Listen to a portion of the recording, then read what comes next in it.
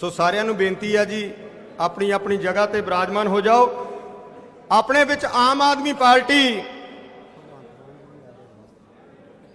एक खुशखबरी है जी, साडे पंजाब दी शान सरदार भगवंत मान जी जल्दी अपने विच पहुंच रहे हैं। सो एक बार आम आदमी पार्टी दे कन्वीनर दिल्ली के सीएम साहब श्रीमान अरविंद केजरीवाल जी के नां ते जोरदार ताड़ियां हो जाण जी। वेलकम आ जी, जी आयां नूं। सो साडे अज दे मुख मेहमान श्रीमान अरविंद केजरीवाल जी ईमानदारी की मिसाल, जिन्हां ने दिल्ली दे विच ये कुछ करके विखाया जो कुछ कदी असी सोचिया भी नहीं सी कि कोई सरकार लोगों का आके इस तरह भला भी कर सकती है। और लोगों ने भी श्रीमान अरविंद केजरीवाल जी को एक भरमा हुंगारा दिता है। हमेशा उन्होंने पंजाब के लोगों ने दिलों प्यार किया, दिल्ली के लोगों ने उन्होंने हमेशा बहुत बड़ा समर्थन दिता है, सत्कार दिता है। सो मैं दो नौरे आम आदमी पार्टी के नाम से जरूर लाने चाहांगा ते तुहाडे साथ की मैनूं लोड़ है जी। आम आदमी पार्टी, आम आदमी पार्टी, श्रीमान अरविंद केजरीवाल, श्रीमान अरविंद केजरीवाल, बहुत बहुत धन्यवाद जी। और जल्दी अपने विच पंजाब की शान सरदार भगवंत सिंह जी मान भी पहुंच रहे हैं। और तुहाडे विच साडे आम आदमी पार्टी हलका फलौर के उम्मीदवार जो हमेशा तुहाडे साथ रहिंदे ने, तुहाडे नाल रहिंदे ने, प्रिंसीपल प्रेम कुमार जी, जिन्हां ने तकरीबन 30 वरियां तक फलौर के सीनियर सैकेंडरी स्कूल दे विच अपना योगदान पाया है। और अज तक उन्हां दे उत्ते कोई उंगल नहीं चक सकता कि उन्होंने एक नवे पैसे की कोई करप्शन की होवे। हमेशा मैं खुद उन्हां दा स्टूडेंट हाँ और साडे लई बड़ी ये माण वाली गल है कि श्रीमान अरविंद केजरीवाल जी ते आम आदमी पार्टी ने सानू इहो जिहा कैंडीडेट दिता है जिन्हां दी छवि बहुत ही ज़्यादा साफ, जिन्हां दा अक्स एक वधिया तरीके दा पढ़े लिखे कैंडीडेट और मेहनती, जिन्हां दे जिंदगी दे विच हज़ारां स्टूडेंट उन्हां दे हत्थां विच ही लंघ के अज वड्डियां वड्डियां बुलंदियां नूं छूह रहे ने। सो मैं तुहाडियां जोरदार ताड़ियां दे विच साडे आम आदमी पार्टी हलका फलौर तो उम्मीदवार प्रिंसीपल प्रेम कुमार जी नूं बेनती करूंगा कि वह तुहाडे नाल रूबरू होण, जोरदार ताड़ियां हो जाण जी।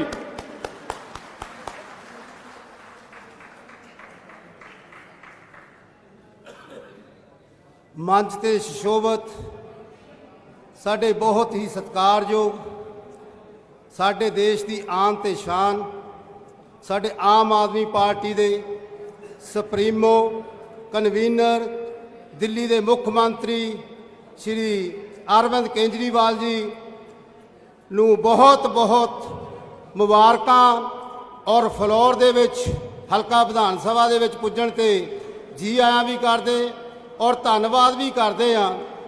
पूरी समुची मीडिया टीम जिहड़ी है सुशोभित है। हलका विधान सभा फलौर दे वसनीक जिहड़े हन वो इत्थे पुजे हन, सूझवान वोटर जिहड़े है वो इत्थे पुजे हन। मैं सारिਆਂ ਨੂੰ फतेह की अर्ज सांझ करना। वाहिगुरू जी का खालसा, वाहिगुरू जी की फतेह। जय गुरदेव, धन गुरदेव। साथियों, ਤੁਹਾਨੂੰ पता कि हलका विधान सभा फलौर हमेशा ही समस्यावां दे नाल जूझदा रहा आ। पिछले 74 साल तो सर जी मैं तुहाडे ध्यान दे विच लियाउणा चाहुंदा, 74 साल तो रवायती पार्टियां ने, चाहे वो अकाली सी चाहे वो कांग्रेस सी, उन्होंने हलका विधान सभा फलौर का विकास नहीं विनाश किया हैगा। इत्थों दे MP भी बने, इत्थों दे MLA भी बने। उन्होंने फलौर शहर दे लई खास तौर पर गरायां लई कोई भी 74 साल तक बस स्टैंड जिहड़ा हैगा वो नहीं बनाया। फलौर शहर जिहड़ा है 2 भागां दे विच वंडिया गया। साडे जिहड़े फलौर निवासी ने वो घंटियां बधी फाटक की जिहड़ी कमी नाल जूझदे रहिंदे आ। ना इत्थे अंडरब्रिज ना ओवरब्रिज बनाया गया है और ना साडे इत्थे सरकारी हस्पताल जिहड़े हन उन्हां दे विच कोई मौजूदा स्टाफ ना कोई इंफ्रास्ट्रक्चर जिहड़ा मौजूद नहीं।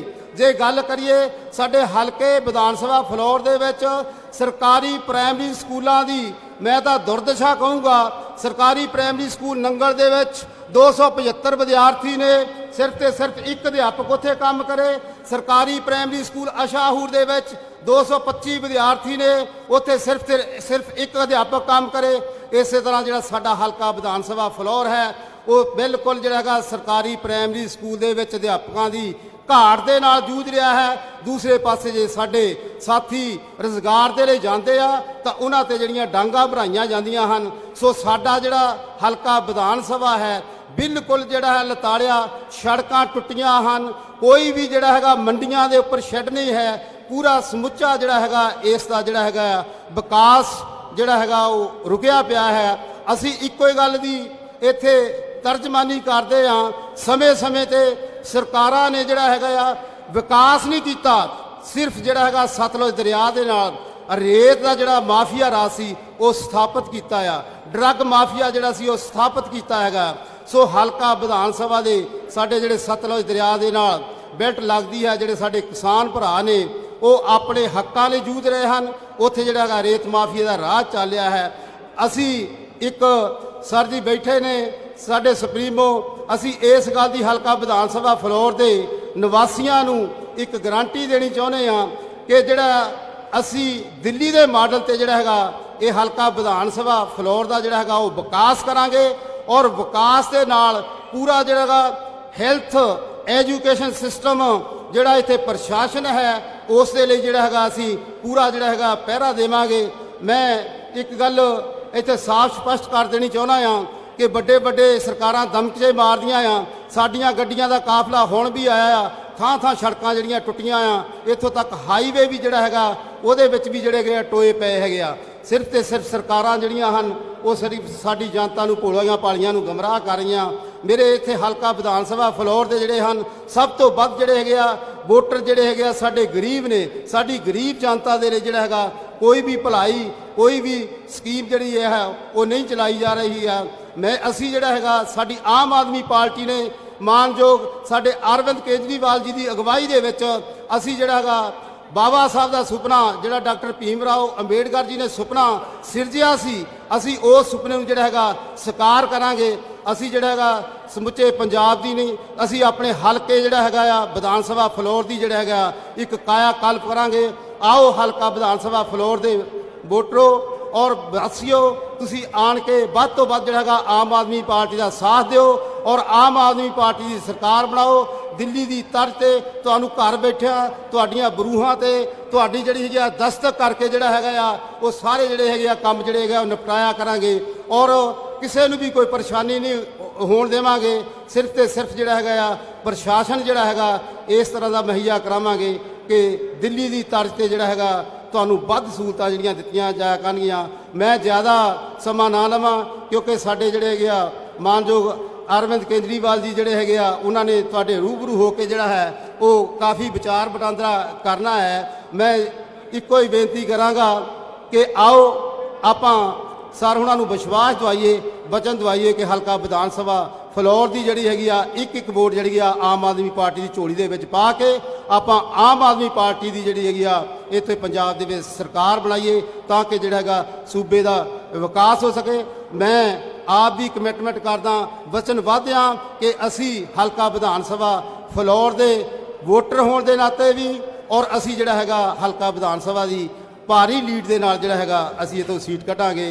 और इन्हां शब्दां दे नाल बहुत बहुत धन्नवाद विशेष तौर पर साडे मानयोग अरविंद केजरीवाल जी साडे कन्वीनर दिल्ली के मुख मंत्री साडे दिलों की धड़कन साड़ी आन ते शान उन्हां दा इत्थे फ्लोर पुजण ते मैं बहुत बहुत जी आया कहंदा हाँ और धन्नवाद भी करदा हाँ।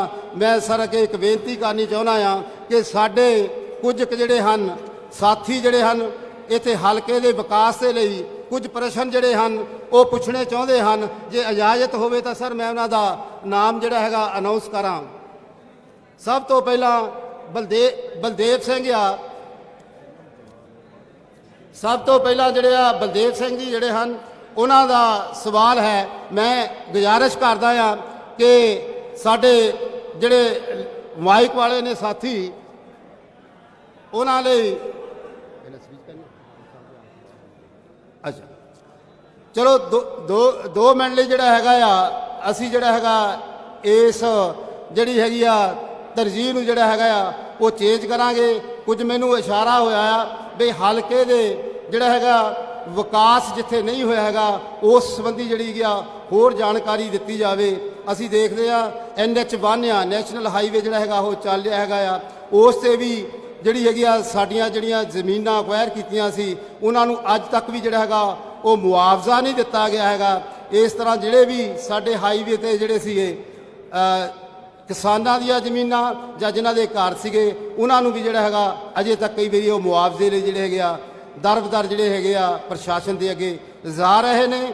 ਮੈਂ ਅਪਰੇ ਮੰਡੀ ਦੀ ਗੱਲ ਕਰਾਂ, ਜਿਹੜਾ ਅਪਰਾ ਜਿਹੜਾ ਹੈਗਾ ਇੱਕ ਸੋਨੇ ਦਾ ਜਿਹੜਾ ਹੈਗਾ ਸ਼ਹਿਰ ਆ, ਸੋਨੇ ਦੀ ਮੰਡੀ ਜਿਹੜੀ ਹੈਗੀ ਆ, ਉੱਥੇ ਜਿਹੜੇ ਹੈਗੇ ਆ ਲੋਕ ਜਿਹੜੇ ਹਨ ਪੂਰੇ ਸੂਬੇ ਦੇ ਵਿੱਚੋਂ ਜਿਹੜਾ ਹੈਗਾ ਸੋਨਾ ਜਿਹੜਾ ਖਰੀਦਣ ਆਉਂਦੇ ਆ। ਪਿਛਲੇ 4.5 ਸਾਲ ਜਿਹੜੀਆਂ ਸੜਕਾਂ ਜਿਹੜੀਆਂ ਉਹ ਟੁੱਟੀਆਂ ਰਹੀਆਂ। ਅੱਜ ਵੀ ਮੈਂ ਜਿਹੜੀ ਹੈ ਸੜਕ ਤੁਹਾਨੂੰ ਲਸਾੜੇ ਤੋਂ ਲੈ ਕੇ ਮੋਰੋ ਤੱਕ ਦੀ ਸੜਕ ਦਾ ਹਾਲ ਦੇਖ ਲਓ, ਸ਼ੋਕਰਾਂ ਤੋਂ ਲੈ ਕੇ ਤੁਹਾਡੇ ਅਪਰੇ ਤੱਕ ਦੀ ਸੜਕ ਦਾ ਹਾਲ ਦੇਖ ਲਓ। ਇਸੇ ਤਰ੍ਹਾਂ ਤੁਸੀਂ ਜਿਹੜਾ ਹੈਗਾ ਖਾਨਪੁਰ ਤੋਂ ਜਿਹੜੀ ਪਾਲਾਂ ਵਾਲੀ ਸੜਕ ਆ ਉਹਦਾ ਹਾਲ ਦੇਖੋ। ਅਜੇ ਵੀ ਜਿਹੜਾ ਹੈਗਾ ਹਲਕਾ ਵਿਧਾਨ ਸਭਾ ਫਲੋਰ ਦੇ ਵਿੱਚ ਜਿਹੜਾ ਹੈਗਾ ਸੜਕਾਂ ਦਾ ਬਹੁਤ ਹੀ ਮੰਦਾ ਹਾਲ ਆ। ਜੇ ਅਸੀਂ ਡਿਸਪੈਂਸਰੀਆਂ ਦੀ ਗੱਲ ਕਰੀਏ, ਜੇ ਅਸੀਂ ਹਸਪਤਾਲਾਂ ਦੀ ਗੱਲ ਕਰੀਏ, ਸਾਡੇ ਮੌਜੂਦਾ ਜਿਹੜਾ ਸਿਵਲ ਹਸਪਤਾਲ ਫਲੋਰ ਆ ਉਹਦੇ ਵਿੱਚ ਇਨਫਰਾਸਟ੍ਰਕਚਰ ਦੀ ਘਾਟ ਆ, ਉਹਦੇ ਵਿੱਚ ਡਾਕਟਰਾਂ ਦੀ ਘਾਟ ਆ, ਉਹਦੇ ਵਿੱਚ ਜਿਹੜੇ ਹੈਗੇ ਆ ਟੈਸਟ ਲੈਬੋਰਟਰੀਆਂ ਨਹੀਂ, ਸਿਰਫ ਤੇ ਸਿਰਫ ਜਿਹੜਾ ਹੈਗਾ ਡਾਕਟਰ ਜਿਹੜੇ ਹੈਗੇ ਆ ਪਰਚੀ ਰੈਫਰ ਕਰਕੇ ਜਿਹੜਾ ਹੈਗਾ ਅੱਗੇ ਆਪਣੇ ਤੋਂ ਜਿਹੜਾ ਹੈਗਾ ਉਹ ਜਾਨ ਛਡਾਉਂਦੇ ਹੈਗੇ ਆ। ਸਕੂਲਾਂ ਦਾ ਮੈਂ ਪਹਿਲਾਂ ਹੀ ਦੱਸ ਦਿੱਤਾ ਹੈਗਾ ਕਿ ਸਕੂਲਾਂ ਦੇ ਵਿੱਚ ਜਿਹੜਾ ਹੈਗਾ ਇਨਫਰਾਸਟ੍ਰਕਚਰ ਦੀ ਘਾਟ ਆ। ਉਲਟ ਸਰਕਾਰਾਂ ਜਿਹੜੀਆਂ ਹਨ, ਕਾਂਗਰਸ ਸਰਕਾਰ ਦੇ ਰਾਜ ਦੇ ਵਿੱਚ ਸਿੱਖਿਆ ਵਿਭਾਗ ਦੇ ਵਿੱਚ ਹਰ ਸਾਲ ਜਿਹੜਾ ਹੈਗਾ 1 ਕਰੋੜ ਦਾ ਜਿਹੜਾ ਹੈਗਾ ਅਸਿੱਧੇ ਰੂਪ ਦੇ ਵਿੱਚ ਮੈਂ ਕਹੂੰਗਾ ਘਪਲਾ ਹੋ ਰਿਹਾ ਹੈਗਾ। ਮੈਂ ਤੁਹਾਨੂੰ ਉਹ ਵੀ ਦੱਸ ਦੇਣੀ ਚਾਹੁੰਦਾ ਵੀ ਕਿਵੇਂ ਘਪਲਾ ਹੋ ਰਿਹਾ ਹੈ। ਪਿਛਲੇ 2 ਸਾਲ ਤੋਂ ਕੋਵਿਡ-19 ਜਿਹੜਾ ਉਹ ਚੱਲ ਰਿਹਾ ਹੈ। ਸਾਡੇ ਜਿਹੜੇ ਵਿਦਿਆਰਥੀ ਹਨ 5ਵੀਂ ਕਲਾਸ 8ਵੀਂ ਕਲਾਸ 10ਵੀਂ ਕਲਾਸ 12ਵੀਂ ਕਲਾਸ ਦੇ ਵਿੱਚੋਂ ਜਿਹੜੇ ਹੈਗੇ ਆ 1000 ਤੋਂ ਲੈ ਕੇ 1216 ਤੱਕ ਦੀਆਂ ਜਿਹੜੀਆਂ ਆਈਆਂ ਪ੍ਰੀਖਿਆ ਫੀਸਾਂ ਲਈਆਂ ਗਈਆਂ ਹਨ। 6,43,293 ਵਿਦਿਆਰਥੀ ਜਿਹੜੇ ਹਨ ਉਹ ਸੂਬੇ ਦੇ ਵਿੱਚ ਜਿਹੜਾ ਪ੍ਰੀਖਿਆ ਦੇਣ ਦੇ ਲਈ ਜਿਹੜੇ ਆ ਉਹਨਾਂ ਨੇ ਫਾਰਮ ਫੀਸ ਭੇਜੀ ਹੈਗੀ ਆ। ਤੁਸੀਂ ਉਸ ਨੂੰ 1600 ਨਾਲ ਗੁਣਾ ਕਰ ਲਓ ਤਾਂ ਤੁਹਾਨੂੰ ਪਤਾ ਲੱਗ ਜਾਏਗਾ ਕਿ 1 ਕਰੋੜ ਦਾ 1 ਅਰਬ ਦਾ ਘਪਲਾ ਜਿਹੜਾ ਹੈਗਾ ਤੁਹਾਡੇ ਸਾਹਮਣੇ ਆਏਗਾ। ਉਲਟਾ 300 ਰੁਪਈਆ ਪਰ ਪ੍ਰੀਖਿਆਰਥੀ ਫੀਸ ਜਿਹੜੀ ਹੈਗੀ ਆ ਆਪਣੇ ਉਸ ਫਾਰਮ ਦੀ ਲਈ ਜਾ ਰਹੀ ਹੈਗੀ ਆ। ਜਿਹੜੇ ਫਾਰਮ ਜਿਹੜੇ ਹੈਗੇ ਆ ਬੱਚਿਆਂ ਨੇ ਜਿਹੜਾ ਹੈਗਾ ਆਨਲਾਈਨ ਕਢਵਾਉਣੇ ਆ। ਸੋ ਇਹ ਕਰੋੜਾਂ ਦੇ ਘਪਲੇ ਜਿਹੜੇ ਹਨ ਸਿੱਖਿਆ ਵਿਭਾਗ ਦੇ ਵਿੱਚ ਚੱਲ ਰਹੇ ਹਨ। ਮੈਂ ਇੱਕ ਗੱਲ ਦੱਸਣੀ ਚਾਹੁੰਦਾ ਆ, ਅਗਰ ਕੋਵਿਡ-19 ਦੇ ਵਿੱਚ ਕਿਸੇ ਵਿਦਿਆਰਥੀ ਦਾ ਪੇਪਰ ਨਹੀਂ ਹੋਇਆ, ਪੇਪਰ ਛਪੇ ਨਹੀਂ, ਪੇਪਰ ਜਿਹੜੇ ਲਏ ਨਹੀਂ ਗਏ, ਮੁਲਾਂਕਣ ਨਹੀਂ ਕੀਤਾ ਹੈਗਾ, ਤਾਂ ਫਿਰ ਜਿਹੜੀ ਹੈ ਉਹ ਪ੍ਰੀਖਿਆ ਫੀਸ ਜਿਹੜੇ ਸਾਡੇ ਬੱਚੇ ਹਨ, ਜਿਹੜੇ ਸਾਡੇ ਗਰੀਬ ਵਿਦਿਆਰਥੀਆਂ ਦੇ ਮਾਪੇ ਆ, ਤਾਂ ਫਿਰ ਉਹਨਾਂ ਦੀ ਫੀਸ ਜਿਹੜੀ ਹੈ ਵਾਪਸ ਕਿਉਂ ਲਈ।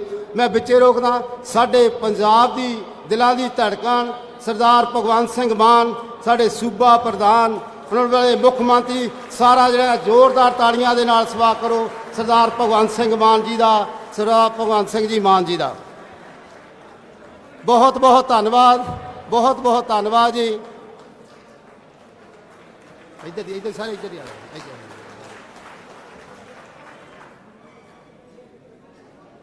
ਧੰਨਵਾਦ ਜੀ, ਬਹੁਤ ਬਹੁਤ।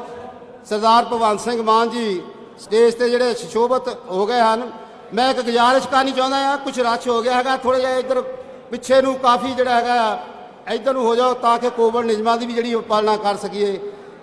ਮਾਨ ਸਾਹਿਬ ਤੁਹਾਡਾ ਬਹੁਤ ਬਹੁਤ ਧੰਨਵਾਦ। ਤੁਸੀਂ ਫਲੋਰ ਦੀ ਧਰਤੀ ਤੇ ਫਲੋਰ ਵਿਧਾਨ ਸਭਾ ਤੇ ਜਿਹੜਾ ਹੈਗਾ ਆ ਉਹ ਪੈਰ ਧਰਿਆ ਹੈ ਔਰ ਲੋਕ ਅਤਾਵਲੇ ਸਨ, ਸਾਡੇ ਵੋਟਰ ਅਤਾਵਲੇ ਸਨ। ਸਾਡੇ ਲੀਡਰਾਂ ਨੂੰ, ਸਾਡੇ ਮਾਨਯੋਗ ਅਰਵਿੰਦ ਕੇਜਰੀਵਾਲ ਸਾਹਿਬ ਨੂੰ, ਭਗਵੰਤ ਮਾਨ ਜੀ ਨੂੰ ਜਿਹੜਾ ਹੈਗਾ ਆ ਉਹ ਮਿਲਣ ਦੇ ਲਈ ਤਤਪਰ ਸੀਗੇ। ਕੁਝ ਸਾਥੀ ਮੈਂ ਅਨਾਉਂਸ ਕਰਦਾ, ਕੁਝ ਸਾਡੀ ਪਬਲਿਕ ਬਾਹਰ ਖੜੀ ਆ, ਉਹਨਾਂ ਨੂੰ ਵੀ ਮੈਂ ਗੁਜ਼ਾਰਿਸ਼ ਕਰਦਾ ਕਿ ਉਹ ਅੰਦਰ ਆਣ ਕੇ ਜ਼ਰੂਰ ਵਿਚਾਰ ਸੁਣਨ ਆਪਣੇ ਜਿਹੜੇ ਹੈਗਾ ਸਾਈਡ ਤੇ ਹੋ ਕੇ। ਮੈਂ ਹੁਣ ਜ਼ਿਆਦਾ ਕੁਝ ਨਾ ਕਵਾਂ। ਮਾਨ ਸਾਹਿਬ ਦੀ ਹਜ਼ੂਰੀ ਦੇ ਵਿੱਚ ਮੈਂ ਜਿਹੜੇ ਹੈਗੇ ਕੁਝ 5 ਜਿਹੜੇ ਹਨ ਸਾਡੇ ਹਲਕਾ ਵਿਧਾਨ ਸਭਾ ਦੀਆਂ ਸਮੱਸਿਆਵਾਂ ਲੈ ਕੇ ਕੁਝ ਜਿਹੜੇ ਹੈਗੇ ਲੋਕ ਜਿਹੜੇ ਹਨ ਸਾਡੇ ਵੋਟਰ ਜਿਹੜੇ ਹਨ ਉਹ ਸਵਾਲ ਕਰਨਾ ਚਾਹੁੰਦੇ ਹਨ ਸਾਡੇ ਮਾਨਯੋਗ ਅਰਵਿੰਦ ਕੇਜਰੀਵਾਲ ਜੀ ਨੂੰ। ਤੇ ਮੈਂ ਉਹਨਾਂ ਨੂੰ ਗੁਜ਼ਾਰਿਸ਼ ਕਰਦਾ ਕਿ ਸਾਡੇ ਮਾਈਕ ਵਾਲਾ ਬਲਦੇਵ ਸਿੰਘ ਜੀ ਹੈ ਜਿਸ ਦਾ ਨੰਬਰ 70 878 72 961 ਹੈ। ਉਹਨਾਂ ਦੇ ਕੋਲ ਜਿਹੜਾ ਹੈਗਾ ਬਲਦੇਵ ਸਿੰਘ ਕੁਝ ਸਮੱਸਿਆਵਾਂ ਉਜਾਗਰ ਕਰਨੀਆਂ ਚਾਹੁੰਦੇ ਆ, ਕੁਝ ਸਵਾਲ ਪੁੱਛਣੇ ਚਾਹੁੰਦੇ ਆ। ਬਲਦੇਵ ਸਿੰਘ ਉਹਨਾਂ ਨੂੰ ਮਾਈਕ ਦਿੱਤਾ ਜਾਵੇ। ਬਲਦੇਵ ਸਿੰਘ ਜੀ, ਬਲਦੇਵ ਸਿੰਘ ਜੀ, ਬਲਦੇਵ ਸਿੰਘ ਜੀ ਤੱਕ ਆਵਾਜ਼ ਗਈ ਜੀ। ਬਲਦੇਵ ਸਿੰਘ,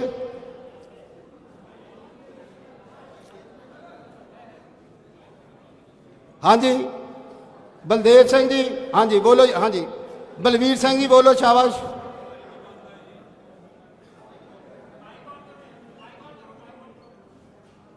ਆ ਮਾਈਕ ਔਨ ਕਰ ਦਿਓ।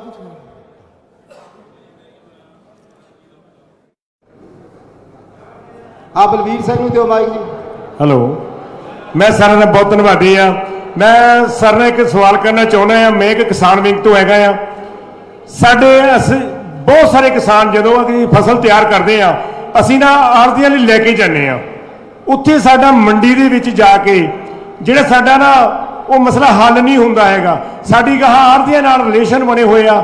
ਸਰ ਮੈਂ ਚਾਹੁੰਦਾ ਕਿ ਤੁਸੀਂ ਸਾਨੂੰ ਆੜ੍ਹਤੀਆਂ ਵਾਸਤੇ ਇੱਕ ਪਾਲਿਸੀ ਸਾਨੂੰ ਦੱਸੋ, ਤੁਹਾਡੀ ਅੱਗੇ ਕੀ ਨੀਤੀ ਆ। Thank you sir.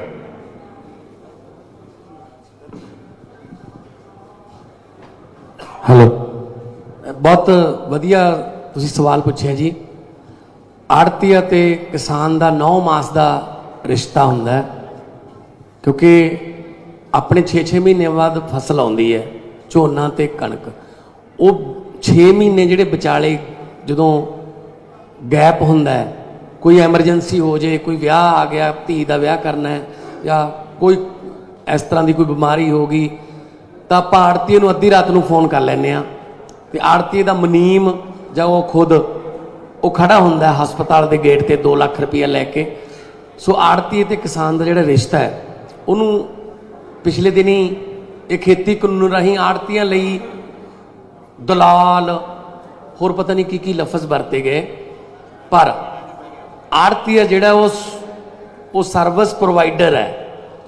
ਅਸੀਂ ਉਹਦੇ ਕੋਲੇ ਫਸਲ ਲੈ ਕੇ ਜਾਂਦੇ ਹਾਂ, ਉਹ ਮੰਡੀ ਦੇ ਵਿੱਚ ਲਹਾਉਂਦਾ ਹੈ, ਫਿਰ ਉਹਨੂੰ ਝਾਰ ਪੱਖਾ ਲਵਾਉਂਦਾ ਹੈ, ਫਿਰ ਉਹਦੀ ਬੋਲੀ ਲਵਾ ਕੇ ਉਹਨੂੰ ਤਲਵਾਉਂਦਾ ਹੈ। ਉਹਦੇ ਬਦਲੇ ਉਹ 2.5% ਜਿਹੜਾ ਹੈ ਉਹ ਸਰਕਾਰ FCI ਤੋਂ ਲੈਂਦਾ ਹੈ, ਨਾ ਕਿ ਆਪਣੇ ਤੋਂ। ਸੋ ਮੰਡੀਆਂ ਦੇ ਵਿੱਚ ਜੋ ਹਾਲਤ ਹੈ, ਜੋ ਤੁਸੀਂ ਪੁੱਛਿਆ, ਮੰਡੀਆਂ ਦੇ ਵਿੱਚ ਨਾ ਕੋਈ ਬਾਥਰੂਮ ਹੈ, ਮੰਡੀਆਂ ਦੇ ਵਿੱਚ ਨਾ ਬੈਠਣ ਨੂੰ, ਨਾ ਪਾਣੀ ਪੀਣ ਨੂੰ ਜਗ੍ਹਾ ਕਿਤੇ। ਮੈਂ ਆਪਣੇ MP ਲੈਡ ਰਾਹੀਂ ਕਾਫੀ ਮੰਡੀਆਂ 'ਚ ਸੰਗਰੂਰ ਦੇ ਜ਼ਿਲ੍ਹੇ ਦੇ ਕਰਾਈ ਹੈ। ਸੋ ਆੜ੍ਹਤੀ ਨੂੰ ਤੇ ਕਿਸਾਨ ਨੂੰ ਕੋਈ ਦਿੱਕਤ ਨਾ ਆਵੇ, ਇਹਦੇ ਲਈ ਅਸੀਂ ਇਹ ਪਾਲਿਸੀ ਬਣਾ ਰਹੇ ਹਾਂ ਕਿ ਜਦੋਂ ਕਿਸਾਨ ਦੀ ਫਸਲ ਮੰਡੀ ਦੇ ਵਿੱਚ ਆ ਗਈ, ਟਰਾਲੀ ਐਂਟਰ ਕਰ ਗਈ, ਤਾਂ ਉਹ ਜਿਹੜੀ ਫਸਲ ਹੈ ਉਹ ਸਰਕਾਰ ਦੀ ਹੋ ਗਈ। ਕਈ ਵਾਰੀ ਬੋਲੀ ਨਹੀਂ ਆਉਂਦੀ, 3-3 ਦਿਨ ਉੱਤੋਂ ਮੀਂਹ ਪੈ ਜਾਂਦਾ ਹੈ, ਤਾਂ ਨੁਕਸਾਨ ਕਿਸਾਨ ਦਾ ਹੈ। ਅਸੀਂ ਕੀ ਪਾਲਿਸੀ ਬਣਾ ਰਹੇ ਹਾਂ? ਅਸੀਂ ਇਹ ਪਾਲਿਸੀ ਬਣਾਵਾਂਗੇ ਕਿ ਜਿਹੜੀ ਟਰਾਲੀ ਐਂਟਰ ਹੋ ਗਈ, ਉਸ ਤੋਂ ਬਾਅਦ ਚਾਹੇ ਮੀਂਹ ਪਵੇ, ਗੜੇ ਪੈਣ, ਉਹ ਸਰਕਾਰ ਦੀ ਹੋ ਗਈ, ਉਹਦਾ ਕਿਸਾਨ ਨੂੰ ਕੋਈ ਮਤਲਬ ਨੁਕਸਾਨ ਨਹੀਂ ਹੋਊਗਾ। ਤੋ 24 ਘੰਟਿਆਂ ਦੇ ਵਿੱਚ ਵਿੱਚ ਉਹਦੀ ਪੇਮੈਂਟ ਹੋਣੀ ਹੈ। ਸੋ ਇਹ ਹੁਣ ਕੀ ਕੀਤਾ ਹੋਇਆ ਹੈ, ਹੁਣ ਟੈਂਡਰ ਮਾਫੀਆ, ਈਵਨ ਮੰਡੀਆਂ 'ਚ ਫੂਸ ਮਾਫੀਆ ਵੀ ਹੈ। ਝਾਰ ਦਾ ਜਿਹੜਾ ਗਰੀਬ ਬੰਦੇ ਉਹ ਫੂਸ ਵੇਚ ਲੈਂਦੇ ਨੇ, ਜਾਂ ਆਪਾਂ ਵੇਚਦੇ ਹਾਂ, ਝਾਰ ਵੇਚ ਦਿੰਦੇ ਹਾਂ ਨਾ ਆਪਾਂ, ਰਹਿੰਦ ਖੂੰਦ, ਉਹਦਾ ਵੀ ਮਾਫੀਆ ਬਣਾ ਰੱਖਿਆ ਹੈ। ਇਹ ਸਾਰਾ ਮਾਫੀਆ ਰਾਜ ਤੋੜਾਂਗੇ। ਕਿਸਾਨ ਤੇ ਆੜ੍ਹਤੀਏ ਦਾ ਜਿਹੜਾ 9 ਮਾਸ ਦਾ ਰਿਸ਼ਤਾ ਹੈ, ਉਹਨੂੰ ਹੋਰ ਮਜ਼ਬੂਤ ਕਰਾਂਗੇ। ਬਹੁਤ ਬਹੁਤ ਧੰਨਵਾਦ। ਅਗਲਾ ਪੰਕਜ ਸ਼ਰਮਾ ਜੀ। ਪੰਕਜ ਸ਼ਰਮਾ ਜੀ ਦਿਓ ਮਾਈਕ। ਪੰਕਜ ਸ਼ਰਮਾ ਜੀ। ਸਤਿ ਸ਼੍ਰੀ ਅਕਾਲ ਸਰ। ਸਰ ਹੋਣਾ ਦੇ ਕੋਲ।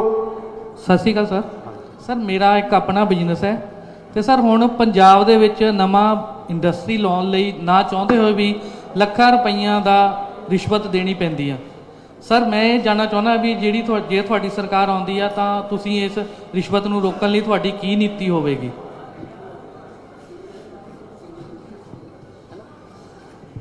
ਦੇਖੋ, ਦਿੱਲੀ ਦੇ ਵਿੱਚ CM ਸਾਹਿਬ ਬੈਠੇ ਨੇ। ਦਿੱਲੀ ਦੇ ਵਿੱਚ ਸਿੰਗਲ ਵਿੰਡੋ ਸਿਸਟਮ ਹੈ। ਪਹਿਲਾਂ ਈਵਨ ਤੁਸੀਂ ਤਾਂ ਇੰਡਸਟਰੀ ਦੀ ਗੱਲ ਕਰਦੇ ਹੋ, ਈਵਨ ਕੋਈ ਸ਼ੋਅ ਕਰਾਉਣਾ ਹੁੰਦਾ, ਈਵੈਂਟ ਮੈਨੇਜਮੈਂਟ ਕੰਪਨੀ ਨੇ, ਕੋਈ ਬਹੁਤ ਵੱਡਾ ਬਾਲੀਵੁੱਡ ਦਾ ਜਾਂ ਕੋਈ ਹਾਲੀਵੁੱਡ ਦਾ ਕੋਈ ਸਿੰਗਰ ਨੇ ਸ਼ੋਅ ਕਰਾਉਣਾ ਹੈ, मतलब ਉਹਦਾ ਸ਼ੋਅ ਕਰਾਉਣਾ, ਉਹਦੇ ਵਾਸਤੇ ਘੱਟੋ ਘੱਟ ਨਹੀਂ ਤਾਂ 35-40 ਜਗ੍ਹਾ ਤੋਂ NOC ਲੈਣੀ ਪੈਂਦੀ ਸੀ। ਸਭ ਤੋਂ ਐਂਡ 'ਚ ਫਾਇਰ ਬ੍ਰਿਗੇਡ ਜਿਹੜਾ ਹੈ ਉਹ ਆਉਂਦਾ ਸੀ, ਲੱਗੀ ਹੋਈ ਸਟੇਜ ਹੈ, ਸਭ ਕੁਝ ਸੈੱਟ ਹੈ, ਕਿ ਤੁਸੀਂ ਫਾਇਰ ਦਾ ਉਹ ਨਹੀਂ ਲਿਆ। ਉਹਨੂੰ ਮਜਬੂਰੀ 'ਚ ਉਹਨੂੰ ਪੈਸੇ ਦੇਣੇ ਪੈਂਦੇ ਸੀ ਕਿ ਯਾਰ ਮੈਂ ਤਾਂ ਐਡਾ ਵੱਡਾ ਸੈੱਟ ਲਾ ਲਿਆ, ਸਾਊਂਡ ਸੈੱਟ ਕਰ ਲਈ। ਤਾਂ CM ਸਾਹਿਬ ਨੇ ਕੀ ਕੀਤਾ, ਆਨਲਾਈਨ ਕਰਤਾ। ਤੁਹਾਨੂੰ ਹੁਣ 40 ਦਫ਼ਤਰ ਨਹੀਂ, ਘਰੇ ਬੈਠੇ ਆਨਲਾਈਨ 1 ਘੰਟੇ ਦੇ ਵਿੱਚ ਤੁਹਾਨੂੰ ਸਾਰੀਆਂ NOCs ਮਿਲ ਜਾਂਦੀਆਂ ਨੇ। ਸੇਮ ਇੰਡਸਟਰੀ ਲਈ ਕੀਤਾ। ਤੁਸੀਂ 4 ਯੂਨਿਟ ਲਾਉਣਾ ਚਾਹੁੰਦੇ ਹੋ, ਆਮ ਆਦਮੀ ਪਾਰਟੀ ਸਰਕਾਰ ਆ ਗਈ, ਮੇਰੇ ਤੇ ਜ਼ਿੰਮੇਵਾਰੀ ਜੋ CM ਸਾਹਿਬ ਨੇ ਦਿੱਤੀ ਹੈ, ਤੁਸੀਂ 4 ਯੂਨਿਟ ਲਾਉਣਾ ਚਾਹੁੰਦੇ ਹੋ, ਅਸੀਂ 5 ਦੀ ਪਰਮਿਸ਼ਨ ਦੇਵਾਂਗੇ, ਪਰ ਇੱਕ ਸ਼ਰਤ ਜ਼ਰੂਰ ਰੱਖਾਂਗੇ ਕਿ ਘੱਟੋ ਘੱਟ 100-150 ਬੰਦੇ ਨੂੰ ਹੋਰ ਰੋਜ਼ਗਾਰ ਦਿਓ। ਅਸੀਂ ਟੀਕੇ ਖੋ ਕੇ ਨੌਜਵਾਨਾਂ ਦੇ ਹੱਥਾਂ 'ਚ ਟਿਫਨ ਫੜਾਉਣੇ ਚਾਹੁੰਦੇ ਹਾਂ, ਅਸੀਂ ਇੰਡਸਟਰੀ ਨੂੰ ਪ੍ਰਮੋਟ ਕਰਨਾ ਚਾਹੁੰਦੇ ਹਾਂ।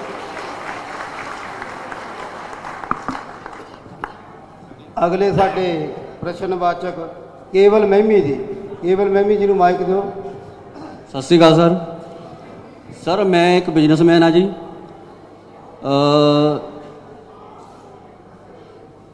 ਸਰ ਸੌਰੀ ਯਾਰ ਮੈਂ ਤਾਂ ਭੁੱਲ ਗਿਆ।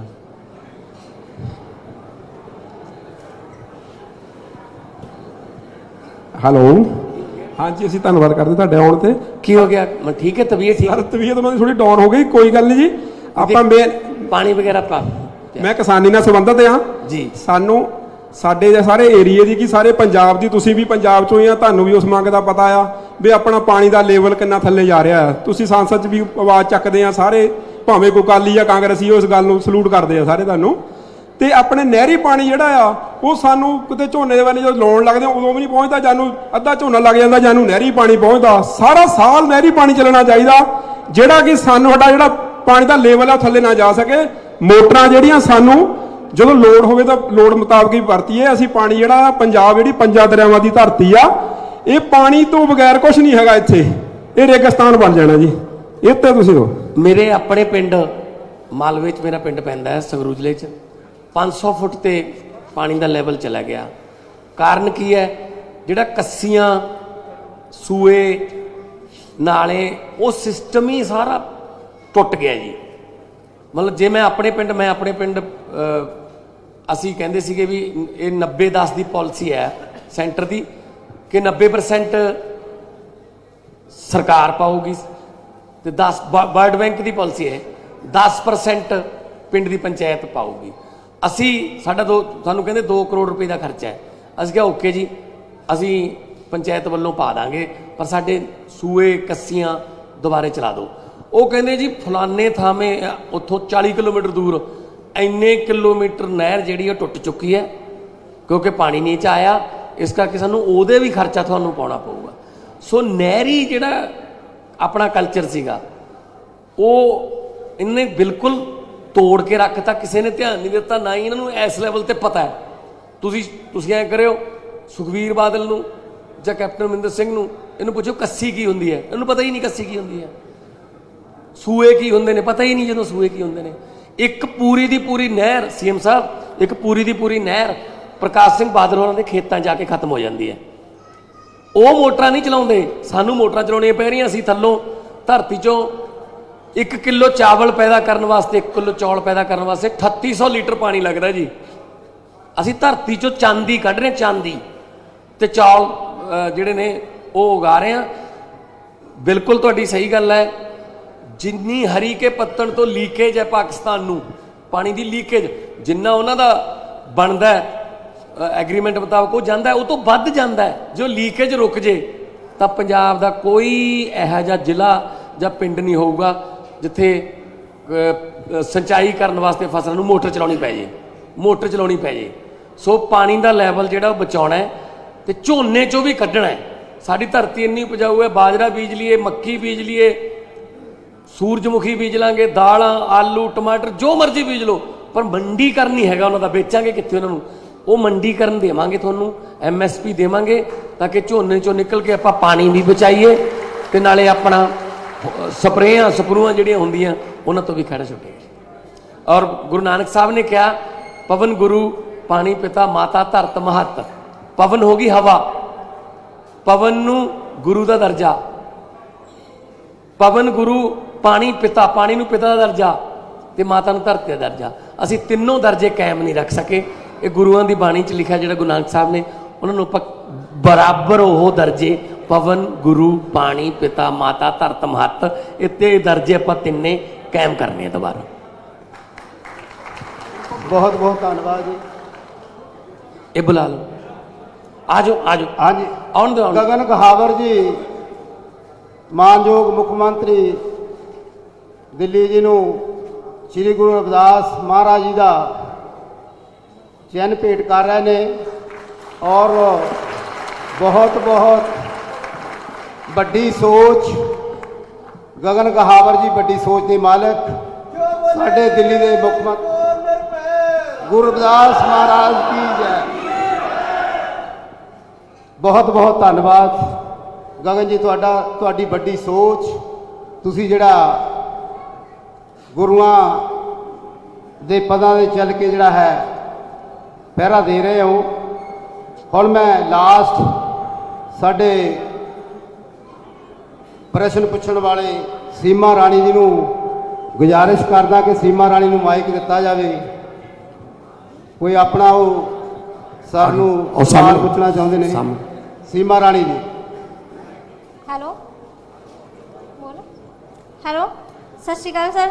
ਮੈਂ ਇਹ ਸਵਾਲ ਇੱਕ ਪੁੱਛਣਾ ਚਾਹੁੰਦੀ ਹਾਂ ਕਿ ਜਿਹੜੇ ਸਾਡੇ ਯੂਥ ਦੇ ਕਿ ਬੱਚੇ ਆ ਆਈਲੈਟਸ ਕਰਕੇ ਬਾਹਰ ਜਾ ਰਹੇ ਆ, ਮੈਂ ਉਹਨਾਂ ਨੇ ਇਹੀ ਪੁੱਛਣਾ ਚਾਹੁੰਦੀ ਹਾਂ ਕਿ ਪੰਜਾਬ 'ਚ ਤੁਸੀਂ ਇੱਦਾਂ ਕੁਝ ਬਣਾ ਸਕਦੇ, ਸਾਨੂੰ ਜਿਹੜੀ ਆਈਲੈਟਸ ਕਰਕੇ ਬਾਹਰ ਨਾ ਜਾਣਾ ਪਵੇ, ਸਾਨੂੰ ਪੰਜਾਬ 'ਚ ਸਾਰੀ ਕੁਝ ਇੱਦਾਂ ਦੀ ਸਹੂਲਤਾਂ ਮਿਲ ਜਾਣ ਬਸ। ਬਹੁਤ ਸੋਹਣਾ ਸਵਾਲ ਹੈ ਭੈਣ ਜੀ। ਯੂਥ ਸਾਡਾ ਜਿਹੜਾ ਆਈਲੈਟਸ ਕਰਕੇ ਜਹਾਜ਼ਾਂ ਦੇ ਜਹਾਜ਼ ਭਰ ਕੇ ਆਸਟ੍ਰੇਲੀਆ, ਨਿਊਜ਼ੀਲੈਂਡ, ਕੈਨੇਡਾ ਵੱਲ ਨੂੰ ਭੱਜ ਰਹੇ ਆ। ਮਾਪੇ ਵੀ ਕਹਿੰਦੇ ਆ ਪੁੱਤ +2 ਕਰ ਲਾ, ਉਸ ਤੋਂ ਬਾਅਦ 6 ਬੈਂਡ 7 ਬੈਂਡ ਲੈ ਕੇ ਚਲਾ ਜਾ ਇੱਥੋਂ, ਇੱਥੇ ਇਹ ਰਹਿਣ ਵਾਲੀ ਜਗ੍ਹਾ ਨਹੀਂ ਹੈਗੀ। ਹੁਣ ਇਹ ਜੇ ਤੂੰ ਇੱਥੇ ਰਿਹਾ ਤਾਂ ਤੂੰ ਭੈੜੀ ਸੰਗਤ ਦਾ ਸ਼ਿਕਾਰ ਹੋ ਜਾਏਗਾ, ਨਸ਼ਿਆਂ 'ਚ ਪੈ ਜਾਏਗਾ। ਕਰਕੇ ਮਤਲਬ ਇਹ ਬਹੁਤ ਹੀ ਸਾਡੇ ਲਈ ਸ਼ਰਮਨਾਕ ਗੱਲ ਹੈ ਕਿ ਸ਼੍ਰੀ ਗੁਰੂ ਨਾਨਕ ਦੇਵ ਜੀ ਦੀ ਧਰਤੀ, ਸ਼ਹੀਦ ਆਜ਼ਮ ਭਗਤ ਸਿੰਘ ਹੋਰਾਂ ਦੀ ਧਰਤੀ, ਉਹਨੂੰ ਅਸੀਂ ਰਹਿਣ ਜੋਗੀ ਜਗ੍ਹਾ ਨਹੀਂ ਅੱਜ ਮੰਨ ਰਹੇ। ਇਹ 'ਚ ਲੋਕਾਂ ਦਾ ਕੋਈ ਕਸੂਰ ਨਹੀਂ, ਉਹਨਾਂ ਲੀਡਰਾਂ ਨੇ ਜਿਹਨਾਂ ਨੇ ਮਾਹੌਲ ਪੈਦਾ ਕਰਤਾ। ਯੂਥ ਕਿਉਂ ਜਾਂਦਾ ਹੈ? ਯੂਥ ਜਾਂਦਾ ਹੈ ਕਿ ਸਾਨੂੰ ਇੱਥੇ ਕੁਝ ਲੱਭਦਾ ਨਹੀਂ, ਕਿਹੜਾ ਇੱਕ ਵਾਰੀ ਇੱਥੋਂ ਨਿਕਲ ਜੀ, ਅੱਗੇ ਜਾ ਕੇ ਅਸੀਂ ਕੋਈ ਰੋਜ਼ਗਾਰ ਕਰ ਲਾਂਗੇ। ਸ਼ਹੀਦ ਆਜ਼ਮ ਭਗਤ ਸਿੰਘ, ਰਾਜਗੁਰੂ ਸੁਖਦੇਵ ਵਰਗੇ ਹਜ਼ਾਰਾਂ ਯੋਧਿਆਂ ਨੇ ਆਪਣੀ ਜਾਨ ਦੀ ਬਾਜੀ ਲਾਈ, ਫਾਂਸੀਆਂ ਤੇ ਚੜੇ। ਕਾਹਦੇ ਵਾਸਤੇ ਜੀ? ਅੰਗਰੇਜ਼ਾਂ ਨੂੰ ਇਸ ਮੁਲਕ ਚੋਂ ਕੱਢਣ ਵਾਸਤੇ। ਅੱਜ ਅਸੀਂ ਮਾਂ ਦੀਆਂ ਵਾਲੀਆਂ ਵੇਚ ਕੇ, ਪਿਓ ਦੀ ਜ਼ਮੀਨ ਵੇਚ ਕੇ 30-30 40-40 ਲੱਖ ਚੱਕੀ ਫਿਰਦੇ ਆ ਜੀ ਏਜੰਟਾਂ ਕੋਲੇ। ਕਾਹਦੇ ਵਾਸਤੇ ਜੀ? ਅੰਗਰੇਜ਼ਾਂ ਕੋਲੇ ਪਹੁੰਚਣ ਵਾਸਤੇ। ਜੇ ਇੰਨੀ ਚੰਗੇ ਸੀ ਫਿਰ ਉਹਨਾਂ ਨੂੰ ਹੀ ਰੱਖ ਲੈਂਦੇ, ਫਿਰ ਸ਼ਹੀਦ ਆਜ਼ਮ ਭਗਤ ਸਿੰਘ ਹੋਰੀ ਵੀ 90-90 ਸਾਲ ਦੀ 95 ਸਾਲ ਦੀ ਉਮਰ ਭੋਗ ਲੈਂਦੇ। ਉਹ ਕਿਉਂ ਹੀਰੇ ਗਵਾਲੇ ਫਿਰ ਅਸਾਂ? ਸੋ ਅਸੀਂ ਪੰਜਾਬ ਨੂੰ ਦੁਬਾਰਾ ਪੰਜਾਬ ਬਣਾਉਣਾ। ਸਾਨੂੰ ਲੰਡਨ, ਪੈਰਿਸ, ਕੈਲੀਫੋਰਨੀਆ ਦੀ ਲੋੜ ਨਹੀਂ। ਸਾਡਾ ਪੰਜਾਬ ਮੋੜ ਦਿਓ ਸਾਨੂੰ ਵਾਪਸ। ਯੂਥ ਨੂੰ ਇੱਥੇ ਹੀ ਕੰਮ ਮਿਲ ਜੇ, ਉਹਨਾਂ ਦੀ ਡਿਗਰੀ ਮੁਤਾਬਕ ਉਹਨਾਂ ਨੂੰ ਇੱਥੇ ਹੀ ਤਨਖਾਹ ਮਿਲ ਜੇ। ਇੱਕ ਬੰਦਾ ਨਹੀਂ ਹੋਊਗਾ ਜਿਹੜਾ ਉੱਧਰ ਜਾਊਗਾ, ਬਲਕਿ ਉਧਰਲਿਆਂ ਨੂੰ ਵੀ ਕਹਾਂਗੇ ਕਿ ਆ ਜਾਓ ਆਪਾਂ ਆਪਣਾ ਘਰ ਠੀਕ ਕਰ ਲਈਏ। ਹੁਣ ਸਰਕਾਰ ਜਿਹੜੀ ਹੈ ਆਪਣੀ ਬਣ ਗਈ, ਲੋਕਾਂ ਦੀ ਆਪਦੀ ਸਰਕਾਰ ਬਣ ਗਈ, ਕਿਸੇ ਰਾਜੇ ਰਾਣੇ ਦੀ ਨਹੀਂ ਹੈਗੀ। ਪੰਜਾਬ ਠੀਕ ਕਰਾਂਗੇ ਜੀ। ਸੋ ਪੰਜਾਬ ਦੇ ਚਿੰਤਨ ਲਈ ਤੁਹਾਡੇ ਨਾਲ ਸਵਾਲਾਂ ਦੇ ਜਵਾਬ ਸਾਡੇ ਸੂਬਾ ਪ੍ਰਧਾਨ ਸਰਦਾਰ ਭਗਵੰਤ ਸਿੰਘ ਮਾਨ ਜੀ ਨੇ ਦਿੱਤੇ ਨੇ। ਮਾਨਯੋਗ ਅਰਵਿੰਦ ਕੇਜਰੀਵਾਲ ਜੀ ਦੀ ਅਗਵਾਈ ਦੇ ਵਿੱਚ ਤੁਸੀਂ ਸਾਥ ਦਿਓ। ਸੂਬਾ ਜਿਹੜਾ ਹੈ ਵਿਕਾਸ ਦੀਆਂ ਬੁਲੰਦੀਆਂ ਤੇ ਜਿਹੜਾ ਹੈਗਾ ਪਹੁੰਚਾਇਆ ਜਾਵੇਗਾ ਔਰ ਸੂਬੇ ਦੇ ਵਿੱਚ ਜੋ 74 ਸਾਲ ਤੋਂ ਜਿਹੜਾ ਵਿਕਾਸ ਰੁਕਿਆ ਪਿਆ ਉਹ ਆਮ ਆਦਮੀ ਪਾਰਟੀ ਕਰੇਗੀ। ਤੁਹਾਨੂੰ ਪਤਾ ਕਿ ਦਿੱਲੀ ਦੇ ਵਿੱਚ ਕਹਿਣੀ ਤੇ ਕਰਨੀ ਤੇ ਜਿਹੜਾ ਹੈਗਾ ਮਾਨਯੋਗ ਅਰਵਿੰਦ ਜੀ ਨੇ ਪਹਿਰਾ ਦਿੱਤਾ ਆ। ਉਹਨਾਂ ਦੀ ਰਹਿਨੁਮਾਈ ਦੇ ਵਿੱਚ ਆਮ ਆਦਮੀ ਪਾਰਟੀ ਦੀ ਸਰਕਾਰ ਪੰਜਾਬ ਦੇ ਵਿੱਚ ਬਣੇਗੀ ਔਰ ਤੁਹਾਡੀਆਂ ਕਸੌਟੀਆਂ 'ਤੇ ਅਸੀਂ ਖਰੇ ਉਤਰਾਂਗੇ। ਇਹਨਾਂ ਸ਼ਬਦਾਂ ਦੇ ਨਾਲ ਤੁਹਾਡਾ ਬਹੁਤ ਬਹੁਤ ਧੰਨਵਾਦ। ਹੁਣ ਮੈਂ ਜ਼ਿਆਦਾ ਸਮਾਂ ਨਾ ਲਵਾਂ, मैं हुण साडे सूबा दे मुख प्रधान सरदार भगवंत सिंह मान जी मैंबर पार्लीमेंट संगरूर उन्होंने गुजारिश करदा कि तुहाडे दिलों की धड़कन ने वो आण के जिहड़ा हैगा तुहाडे रूल हुण मान साहब। हाँ जी भाई जी, सवाल। सर अरविंद केजरीवाल की एक वीडियो देखी थी दिल्ली के बीच में, सर मेरे को मैच दिया जाए। सर अरविंद केजरीवाल की मैंने दिल्ली के बीच वीडियो देखा था जिसके बीच केजरीवाल साहब कह रहे हैं कि मैंने जितने भी दुनिया के संविधान पढ़े हैं, बाबा साहब डॉक्टर अम्बेडकर का संविधान चालू है, एक दिन के लिए लागू कर दिया जाए, अगर ईमानदारी के लिए एक दिन के लिए लागू कर दिया जाए, दुनिया का नंबर 1 देश बनने से कोई रोक नहीं सकता। बिल्कुल बिल्कुल बिल्कुल। बाबा साहब बाबा अंबेडकर साहब ਦੇ ਨਾਂ ਤੇ ਯੂਨੀਵਰਸਿਟੀ ਉੱਥੇ ਦਿੱਲੀ ਦੇ ਵਿੱਚ ਇਹਨਾਂ ਨੇ ਸਥਾਪਿਤ ਕੀਤੀ ਹੈ। ਇਹ ਆਪਣੀ ਸਪੀਚ ਦੇ ਵਿੱਚ ਦੱਸ ਦੇਣਗੇ ਸਰ ਪਲੀਜ਼। ਹਾਂਜੀ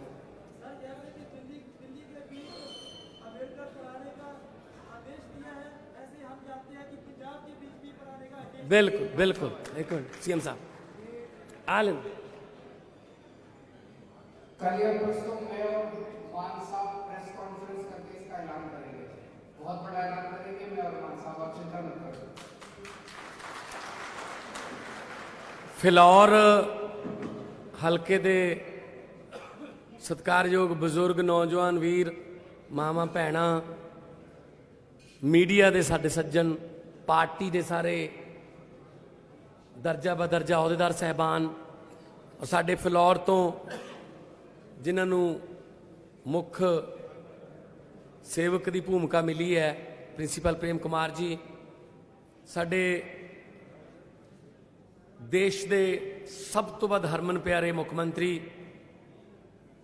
ਤੇ ਆਮ ਆਦਮੀ ਪਾਰਟੀ ਦੇ ਕਨਵੀਨਰ ਅਰਵਿੰਦ ਕੇਜਰੀਵਾਲ ਜੀ, ਸਭ ਤੋਂ ਪਹਿਲਾਂ ਮੇਰੇ ਵੱਲੋਂ ਫਤਿਹ ਪ੍ਰਵਾਨ ਕਰਿਓ। ਵਾਹਿਗੁਰੂ ਜੀ ਕਾ ਖਾਲਸਾ ਵਾਹਿਗੁਰੂ ਜੀ ਕੀ ਫਤਿਹ। ਸਾਰਿਆਂ ਨੂੰ ਮੇਰੇ ਵੱਲੋਂ ਪਿਆਰ ਭਰੀ ਸਤਿ ਸ੍ਰੀ ਅਕਾਲ, ਨਮਸਕਾਰ। ਕੋਈ ਲੰਬੇ ਚੌੜੇ ਭਾਸ਼ਣ ਨਹੀਂ ਦੇਣ ਆਏ, ਕੋਈ ਕਿਸੇ ਦੀ ਨਿੰਦਿਆ ਚੁਗਲੀ ਨਹੀਂ ਕਰਨ ਆਏ, ਸਿਰਫ ਤੇ ਸਿਰਫ 2-4 ਗੱਲਾਂ ਸਾਂਝੀਆਂ ਕਰਾਂਗੇ। ਇਲੈਕਸ਼ਨ ਕਮਿਸ਼ਨ ਨੇ ਜੋ ਗਾਈਡਲਾਈਨਸ ਦਿੱਤੀਆਂ ਨੇ ਉਹਨਾਂ ਦੇ ਮੁਤਾਬਕ ਇਨਡੋਰ ਪ੍ਰੋਗਰਾਮ ਹੋ ਸਕਦੇ ਨੇ ਤੇ ਉਹ ਉਹਦੀ ਪਾਲਣਾ ਕਰਦੇ ਹੋਏ ਅੱਜ ਇੱਥੇ ਤੁਹਾਡੇ ਕੋਲੇ ਆਏ ਆ। ਤੁਸੀਂ ਯੂਥ ਦੀਆਂ ਸਮੱਸਿਆਵਾਂ ਬਾਰੇ ਪੁੱਛਿਆ, ਕਿਸਾਨਾਂ ਦੀਆਂ ਸਮੱਸਿਆਵਾਂ ਬਾਰੇ ਪੁੱਛਿਆ, ਆੜ੍ਹਤੀਆਂ ਦੀਆਂ ਸਮੱਸਿਆਵਾਂ ਬਾਰੇ ਪੁੱਛਿਆ, ਵਪਾਰੀਆਂ ਦੀਆਂ ਸਮੱਸਿਆਵਾਂ। ਇਹੀ ਸਾਡੀ ਪ੍ਰਾਇਓਰਟੀ ਹੈ। ਵਪਾਰੀ ਅੱਜ ਬਦੀ ਰਾਜਸਥਾਨ ਮੱਧ ਪ੍ਰਦੇਸ਼ ਨੂੰ ਜਾ ਰਿਹਾ ਹੈ। ਕਿਉਂ ਜਾ ਰਿਹਾ ਵੀ? ਕਿਉਂਕਿ ਉਹਨੂੰ ਇੱਥੇ ਮਾਹੌਲ ਹੀ ਨਹੀਂ ਮਿਲ ਰਿਹਾ। ਕੁਝ ਲੋਕ ਦੱਸਦੇ ਨਹੀਂ ਹੈਗੇ। ਮੈਨੂੰ ਕੱਲ ਘੱਟੋ ਘੱਟ 15 ਤੋਂ 20 ਦੁਕਾਨਦਾਰ ਮਿਲਣ ਆਏ। ਉਹ ਕਹਿੰਦੇ ਜੀ ਅਸੀਂ ਦੱਸਦੇ ਨਹੀਂ ਕਿਸੇ ਨੂੰ, ਸਾਡਾ ਨਾਮ ਵੀ ਨਾ ਦੱਸਿਓ। ਜੋ ਸਾਨੂੰ ਫੋਨ ਆਉਂਦੇ ਨੇ ਫਰੌਤੀਆਂ ਦੇ ਉਹ ਅਸੀਂ ਜਾਣਦੇ ਹਾਂ ਜੀ। ਸਾਨੂੰ ਇਹ ਕਿਹਾ ਜਾਂਦਾ ਹੈ ਕਿ ਸਾਨੂੰ ਪਤਾ ਹੈ ਤੁਹਾਡੇ ਬੱਚੇ ਕਿੱਥੇ ਪੜ੍ਹਦੇ ਨੇ। ਤਾਂ ਕੋਈ ਵੀ ਆਦਮੀ ਨੂੰ ਇਹ ਕਿਹਾ ਜਾਵੇ ਤਾਂ ਡਰ ਜੂਗਾ ਜੀ ਉਹ, ਤੇ ਉਹ ਦੱਸਦੇ ਨਹੀਂ ਹੈਗੇ, ਡਰਦੇ ਵੀ ਕਿਤੇ ਸਾਡਾ ਕੋਈ ਨੁਕਸਾਨ ਨਾ ਹੋ ਜੇ। ਇਹ ਚੀਜ਼ਾਂ ਬੰਦ ਹੋਣਗੀਆਂ ਕਿਉਂਕਿ ਸਰਕਾਰ ਚੱਲ ਹੀ ਨਹੀਂ ਰਹੀ। ਸਰਕਾਰ ਦਾ ਧਿਆਨ ਤਾਂ ਆਪਸ 'ਚ ਲੜਾਈਆਂ 'ਚ ਹੈ, ਉਹਨਾਂ ਨੇ ਚਲਾਈ ਹੀ ਨਹੀਂ। ਪੁਲਿਸ ਨੂੰ ਮੰਦਾ ਚੰਗਾ ਬੋਲਿਆ ਜਾ ਰਿਹਾ ਹੈ, ਪੁਲਿਸ ਨੂੰ ਭੈੜੀ ਸ਼ਬਦਾਵਲੀ ਵਰਤੀ ਜਾ ਰਹੀ ਹੈ ਐਮਐਲਏ ਵੱਲੋਂ। ਤੂੰ ਮੇਰੇ ਦਰਬਾਰ 'ਚ ਆਇਆ ਨਹੀਂ ਮੈਨੂੰ ਮੱਥਾ ਟੇਕਣ, ਤੈਨੂੰ ਪਤਾ ਨਹੀਂ ਕਿ ਮੈਂ ਇੱਥੋਂ ਦਾ ਐਮਐਲਏ ਹਾਂ। ਕੋਈ ਕਹਿੰਦਾ ਮੈਂ ਤੇਰਾ ਬਿਸਤਰਾ ਗੋਲ ਕਰਾ ਦੂੰ, ਕੋਈ ਕਹਿੰਦਾ ਆਹ ਸਾਡਾ ਐਮਐਲਏ ਵੜਕ ਮਾਰੇ, ਥਾਣੇਦਾਰ ਦੀ ਪੈਂਟ ਗਿੱਲੀ ਹੋ ਜਾਂਦੀ। ਇਹ ਕਿਹੜੀਆਂ ਗੱਲਾਂ ਕਰ ਰਹੇ ਯਾਰ? ਪੁਲਿਸ ਨੂੰ ਪੁਲਿਸ ਦਾ ਕੰਮ ਕਰਨ ਦਿਓ। ਆਮ ਆਦਮੀ ਪਾਰਟੀ ਸਰਕਾਰ ਆਊਗੀ, ਪੁਲਿਸ ਨੂੰ ਪੁਲਿਸ ਦਾ ਕੰਮ ਹੋਊਗਾ, ਰਾਜਨੀਤਿਕ ਦਖਲਅੰਦਾਜ਼ੀ ਬੰਦ ਹੋਊਗੀ। ਜੇ ਸਾਡੇ ਕਿਸੇ ਐਮਐਲਏ ਨੇ ਜਾਂ ਕਿਸੇ ਮੰਤਰੀ ਨੇ ਥਾਣੇ 'ਚ ਫੋਨ ਕਰਕੇ ਕਿਸੇ ਐਸਐਚਓ ਨੂੰ ਕਹਿਤਾ ਜਾਂ ਡੀਐਸਪੀ ਨੂੰ ਕਿ ਆਹ ਬੰਦਾ ਛੱਡ ਦਿਓ, ਇਹ ਆਪਣਾ ਬੰਦਾ ਹੈ, ਉਹ ਬੰਦਾ ਹੋਵੇ ਗਲਤ, ਤਾਂ ਅਸੀਂ ਕਾਰਵਾਈ ਪਹਿਲਾਂ ਆਪਣੇ ਮੰਤਰੀ ਤੇ ਕਰਾਂਗੇ, ਆਪਣੇ ਐਮਐਲਏ ਤੇ ਕਰਾਂਗੇ। ਅਮਰੀਕਾ ਦਾ ਰਾਸ਼ਟਰਪਤੀ ਪੂਰੀ ਦੁਨੀਆ ਦਾ ਸਭ ਤੋਂ ਪਾਵਰਫੁਲ ਬੰਦਾ ਮੰਨਿਆ ਜਾਂਦਾ ਹੈ। ਜੇ ਅਮਰੀਕਾ ਦਾ ਰਾਸ਼ਟਰਪਤੀ ਕਿਸੇ ਥਾਣੇ 'ਚ ਫੋਨ ਕਰਦੇ ਅਮਰੀਕਾ ਦੇ 'ਚ ਕਿ ਇਹਨੂੰ ਛੱਡ ਦਿਓ, ਅੱਧੇ ਘੰਟੇ 'ਚ ਉਹਨੂੰ ਅਸਤੀਫਾ ਦੇਣਾ ਪਊਗਾ। ਮੂਹਰੋਂ ਪੁਲਿਸ ਅਫਸਰ ਕਹਿੰਦਾ sir mister president white house ਦੇ ਵਿੱਚੋਂ ਕਾਨੂੰਨ ਬਣਾ ਕੇ ਭੇਜ ਦਿਓ ਕਿ ਇਹਨਾਂ ਨੂੰ ਛੱਡ ਦਿਆ ਕਰੋ, ਇਹਨਾਂ ਨੂੰ ਫੜ ਲਿਆ ਕਰੋ, ਅਸੀਂ ਉਸ ਕਾਨੂੰਨ ਨੂੰ ਫੋਲੋ ਕਰਾਂਗੇ, ਪਰ ਕਾਨੂੰਨ ਦੇ ਵਿੱਚ ਦਖਲਅੰਦਾਜ਼ੀ ਤੁਹਾਡੀ ਬਰਦਾਸ਼ਤ ਨਹੀਂ ਹੋਊਗੀ ਕਿ ਇਹਨੂੰ ਲਾਗੂ ਕਰੋ ਇਹਨੂੰ ਨਾ ਕਰੋ। ਇਸ ਤਰ੍ਹਾਂ ਦਾ ਕਾਨੂੰਨ ਚਾਹੀਦਾ। ਤਾਈਓ ਚੱਕੀ ਫਿਰਦੇ ਆ 40-40 ਲੱਖ ਆਪਾਂ ਕਿ ਉੱਥੇ ਮੰਤਰੀ ਤੇ ਸੰਤਰੀ ਇੱਕ ਬਰਾਬਰ ਹੈ। ਤੁਸੀਂ ਕਦੇ ਸੁਣਿਆ ਸਰੀ ਦਾ ਪਟਵਾਰੀ ਕੌਣ ਹੈ? ਤੁਹਾਡੇ ਤਾਂ ਬਹੁਤ ਸਾਰੇ ਰਿਸ਼ਤੇਦਾਰ ਦੋਸਤ ਮਿੱਤਰ ਉਧਰ ਰਹਿੰਦੇ ਹੋਣੇ। ਲੰਡਨ ਦਾ ਐਸਐਸਪੀ ਕੌਣ ਹੈ? ਕਦੇ ਸੁਣਿਆ? ਟੋਰਾਂਟੋ ਦਾ ਤਹਿਸੀਲਦਾਰ ਕੌਣ ਹੈ? ਕਿਸੇ ਨੂੰ ਪਤਾ ਹੀ ਨਹੀਂ। ਐਂ ਕੰਮ ਹੋਈ ਜਾਂਦੇ ਨੇ, ਸਿਸਟਮ ਕੰਮ ਕਰੀ ਜਾਂਦਾ। ਸਾਡੇ ਇੱਥੇ ਹਰ ਗੱਲ ਵਾਸਤੇ ਐਮਐਲਏ ਕੋਲੇ ਆਉਣਾ ਪੈਂਦਾ, ਐਮਪੀ ਕੋਲੇ ਆਉਣਾ ਪੈਂਦਾ। ਉਹ ਕਹਿੰਦਾ ਚੱਲ ਕੋਈ ਨਹੀਂ ਕਰਤਾ ਮੈਂ ਦਿੰਦਾ, ਫਿਰ ਹੁਣ ਅਗਲੀ ਵਾਰ ਧਿਆਨ ਰੱਖਿਓ ਤੁਸੀਂ ਉੱਧਰ ਫਿਰਦੇ ਸੀ ਦੂਜੀਆਂ ਪਾਰਟੀਆਂ ਵੱਲ ਲਓ। ਇਹ ਕਾਹਦੀ ਡੈਮੋਕ੍ਰੇਸੀ ਹੈ? ਸੋ ਮਾਹੌਲ ਮਿਲੂਗਾ ਵਪਾਰੀਆਂ ਨੂੰ, ਖੇਤੀ ਨੂੰ ਲਾਹੇਵੰਦ ਧੰਦਾ ਬਣਾਵਾਂਗੇ। ਅੱਜ ਖੇਤੀ ਮਜਬੂਰੀ ਦਾ ਧੰਦਾ ਹੈ, ਕੋਈ ਹੋਰ ਕੰਮ ਨਹੀਂ ਤਾਂ ਕਹਿੰਦੇ ਖੇਤੀ ਕਰਨੀ ਪੈਣੀ ਹੈ। ਸੋ ਲਾਹੇਵੰਦ ਧੰਦਾ ਬਣਾਵਾਂਗੇ, ਪ੍ਰੋਡਕਸ਼ਨ ਕਾਸਟ ਘਟਾਵਾਂਗੇ, ਸਪੈਸ਼ਲਿਸਟਾਂ ਨੂੰ ਅਪੁਆਇੰਟ ਕਰਕੇ ਪੀਏਯੂ ਯੂਨੀਵਰਸਿਟੀ ਜਿਹੜੀ ਹੈ ਉਹਨੂੰ ਜਿੰਦਾ ਕਰਾਂਗੇ। ਉਹ ਕਰਜ਼ੇ ਥੱਲੇ ਆਈ ਪਈ ਹੈ, ਤਨਖਾਹ ਨਹੀਂ ਦਿੱਤੀ ਜਾਂਦੀ ਉਹਨਾਂ ਤੋਂ, ਨਵੇਂ ਬੀਜਾਂ ਦੀ ਖੋਜ ਕਿਵੇਂ ਕਰਨਗੇ ਉਹ? ਸੋ ਖੇਤੀ, ਵਪਾਰ, ਸਕੂਲ, ਸਰਕਾਰੀ ਸਕੂਲ ਜਿਵੇਂ ਦਿੱਲੀ 'ਚ ਕੀਤੇ ਨੇ ਸਰਕਾਰੀ ਸਕੂਲ। ਮੈਨੂੰ ਇੱਕ ਦਿਨ ਲੈ ਗਏ ਮਨੀਸ਼ ਸਿਸੋਦੀਆ ਜੀ, ਮੈਂ ਉਦੋਂ ਪਾਰਲੀਮੈਂਟ ਚੱਲ ਰਹੀ ਸੀ। ਮੈਂ ਕਿਹਾ ਜੀ ਮੈਨੂੰ ਤਾਂ ਦਿਖਾ ਦਿਓ ਸਕੂਲ। ਕਹਿੰਦੇ ਆ ਜਾ। ਮੈਂ ਚਲਾ ਗਿਆ। ਫਲੋਰ ਵਾਲਿਓ ਯਕੀਨ ਕਰਿਓ ਆ ਲਾਈਟ ਮੱਥੇ ਲੱਗਦੀ ਹੈ, ਮੈਂ ਝੂਠ ਨਹੀਂ ਬੋਲਦਾ। ਦਿੱਲੀ ਦੇ ਵਿੱਚ ਅੱਖਾਂ 'ਚ ਪਾਣੀ ਆ ਗਿਆ ਦੇਖ ਕੇ ਕਿ ਇੱਕ ਡੀਸੀ ਦਾ ਜਵਾਕ, ਇੱਕ ਜੱਜ ਦਾ ਬੱਚਾ ਤੇ ਇੱਕ ਝੁੱਗੀ ਝੋਪੜੀਆਂ ਵਾਲੇ ਤੇ ਰਿਕਸ਼ੇ ਵਾਲੇ ਦਾ ਬੱਚਾ ਇੱਕੋ ਬੈਂਚ ਤੇ ਬਹਿ ਕੇ ਇੱਕੋ ਕਿਤਾਬ ਪੜ੍ਹਨ ਲਾਤੇ ਅਰਵਿੰਦ ਕੇਜਰੀਵਾਲ ਨੇ। ਨਹੀਂ ਆਪਾਂ ਸੋਚ ਹੀ ਨਹੀਂ ਸਕਦੇ ਸਾਡਾ ਬੱਚਾ ਪੜ੍ਹ ਲੂ ਡੀਸੀ ਦੇ ਬੱਚੇ ਨਾਲ। ਨਹੀਂ, ਉਹਨਾਂ ਦੀਆਂ ਕਿਤਾਬਾਂ ਹੀ ਹੋਰ ਨੇ, ਸਾਡੀਆਂ ਕਿਤਾਬਾਂ ਹੀ ਹੋਰ ਨੇ। ਉਹਨਾਂ ਦੇ ਟੀਚਰ ਹੋਰ ਨੇ, ਸਾਡੇ ਟੀਚਰ ਹੀ ਹੋਰ ਨੇ। ਮੈਨੂੰ ਇੱਕ ਬਜ਼ੁਰਗ ਮਿਲਿਆ, ਕਹਿੰਦਾ ਪੁੱਤ ਸਾਡੀ ਤਾਂ ਅਗਲੀ ਪੀੜ੍ਹੀ ਵੀ ਗਈ। ਮੈਂ ਕੀ ਹੋ ਗਿਆ? ਕਹਿੰਦਾ ਮੇਰਾ ਪੋਤਾ ਸਰਕਾਰੀ ਸਕੂਲ 'ਚ ਪੜ੍ਹਦਾ। ਮੈਂ ਕਿਹਾ ਵੀ ਕੀ ਗੱਲ ਹੋ ਗਈ ਉੱਥੇ ਟੀਚਰ ਨਹੀਂ? ਕਹਿੰਦਾ ਟੀਚਰ ਤਾਂ ਹੈਗੇ ਨੇ, ਟੀਚਰ ਬਹੁਤ ਨੇ, ਬਹੁਤ ਵਧੀਆ ਟੀਚਰ ਨੇ। ਮੈਂ ਕਿਹਾ ਫਿਰ ਕੀ ਹੋ ਗਿਆ? ਕਹਿੰਦਾ ਬਸ ਟੀਚਰਾਂ ਨੂੰ ਪੜ੍ਹਾਉਣ ਤੋਂ ਬਿਨਾਂ ਬਾਕੀ ਸਾਰੇ ਕੰਮ ਉਹਨਾਂ ਤੋਂ ਲੈਂਦੇ ਨੇ। ਕਹਿੰਦਾ ਸਾਨੂੰ ਸਕੂਲ ਵੱਲੋਂ ਇਹ ਕਿਹਾ ਹੋਇਆ ਹੈ ਬੱਚਿਆਂ ਨੂੰ ਕਿ ਕਾਪੀ ਜਾਂ ਕਿਤਾਬ ਭਾਵੇਂ ਘਰੇ ਭੁੱਲ ਆਇਓ, ਕੌਲੀ ਤੇ ਚਮਚਾ ਨਹੀਂ ਘਰੇ ਭੁੱਲ ਕੇ ਆਉਣਾ। ਕੱਲਾ ਦਲੀਆ ਖਵਾਉਣ ਵਾਲੀਆਂ ਬਿਲਡਿੰਗਾਂ ਬਣਾ ਕੇ ਰੱਖਤੀਆਂ ਇਹਨਾਂ ਨੇ। ਆਪਾਂ ਬਦਲਣਾ ਸਿਸਟਮ। ਦਿੱਲੀ ਦੇ ਵਿੱਚ ਮਨੀਸ਼ ਸਿਸੋਦੀਆ ਜੀ ਨੇ, ਅਰਵਿੰਦ ਕੇਜਰੀਵਾਲ ਜੀ ਨੇ ਇਹ ਗੱਲ ਕਾਨੂੰਨ ਬਣਾਤਾ ਕਿ ਟੀਚਰਾਂ ਤੋਂ ਪੜ੍ਹਾਈ ਤੋਂ ਬਿਨਾਂ ਹੋਰ ਕੋਈ ਕੰਮ ਨਹੀਂ ਲਿਆ ਜਾਊਗਾ। ਜੇ ਵੋਟਾਂ ਪੈਂਦੀਆਂ ਨੇ ਤਾਂ ਇਹ ਹਾਇਰ ਕਰਦੇ ਇੱਕ ਤੋਂ ਹੋਰ, ਇੱਧਰੋਂ ਉੱਧਰੋਂ ਨੌਜਵਾਨ ਮੁੰਡੇ ਕੁੜੀਆਂ ਹਾਇਰ ਕਰਦੇ ਆ ਟ੍ਰੇਨਿੰਗ ਦੇ। ਕੋਈ ਹੋਰ ਕੋਈ ਪਾਲਿਸੀ ਚਲਾਉਣੀ ਹੈ। ਅੱਜ ਜਿਵੇਂ ਹੁਣ ਕਰੋਨਾ ਆਇਆ, ਉਹਦਾ ਅਵੇਅਰਨੈਸ ਜੇ ਉਹ ਸਾਰਾ ਹਾਇਰ ਕੀਤਾ। ਇੱਥੇ ਕੀ ਹੈ? ਟੀਚਰਾਂ ਤੋਂ ਪੜ੍ਹਾਈ ਤੋਂ ਬਿਨਾਂ ਬਾਕੀ ਸਾਰੇ ਕੰਮ ਲੈਂਦੇ ਨੇ। ਬਾਰਡਰ ਤੇ ਵੀ ਡਿਊਟੀ ਲਾਤੀ ਉਹਨਾਂ ਦੀ ਕਿ ਤੁਸੀਂ ਚੈੱਕ ਕਰਨਾ ਕੌਣ ਕੌਣ ਆ ਰਿਹਾ ਆਪਣੀ ਸਟੇਟ ਦੇ ਵਿੱਚ ਕਰੋਨਾ ਪੋਜ਼ਿਟਿਵ, ਦੱਸੋ।